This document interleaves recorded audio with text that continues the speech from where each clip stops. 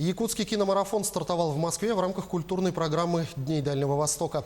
Первый показ состоялся накануне в киноцентре Центрального дома журналиста. Там ценителям якутского кинематографа показали нашумевший фильм этого года, работу режиссера Любови Борисовой «Надо мною солнце не садится». Кинолента собрала полный зал, и более того, она впервые вышла в свет с русским дубляжом. Всего же якутский киномарафон продлится 4 дня, на протяжении которых жители и гости Москвы смогут познакомиться с лучшими образцами Сахавуда. Так, помимо трагикомедии, организаторы привезли еще 3 фильма.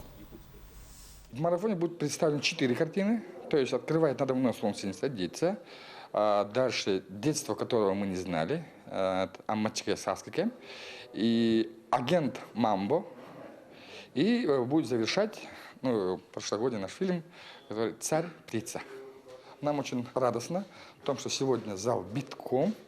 И я думаю, эти еще 3 дня, то есть нашего марафона, в зале не будет места.